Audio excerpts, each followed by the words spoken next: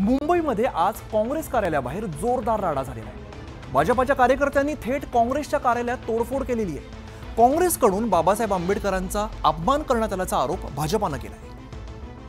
भाजप युवा मोर्चा काँग्रेस विरोधात आक्रमक झाल्याचं आज पाहायला मिळालं। मुंबईमध्ये भाजप युवा मोर्चाच्या कार्यकर्त्यांनी काँग्रेसच्या कार्यालयात शिरून तोडफोड आणि शाईफेक केली। यावेळी काँग्रेसच्या कार्यालयाबाहेर तुफान राडा झाला। यावेळेला दोन्हीकडून जोरदार आरोप प्रत्यारोप करण्यात येत आहे।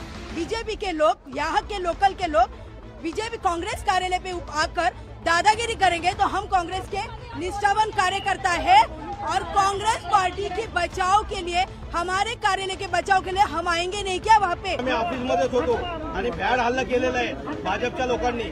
हा एवढा भ्याड हल्ला अशा पद्धतीने करतात ती त्यांची नीतीच आहे मला वाटतं। आम्ही एक शांतप्रिय आंदोलन करत होतो ज्याला त्यांनी काँग्रेसवाल्यांनी चुकीच्या दिशेमध्ये घेऊन गेले। अमित शहांनी आंबेडकरांवरती केलेल्या विधानानंतर विरोधक चांगलेच आक्रमक झाले। काँग्रेसने देशभरात आंदोलनही केली आणि अशातच मुंबईतही काँग्रेसच्या आंदोलनाला भाजपाने उत्तर देत असतानाच राड्याची घटना घडली आहे।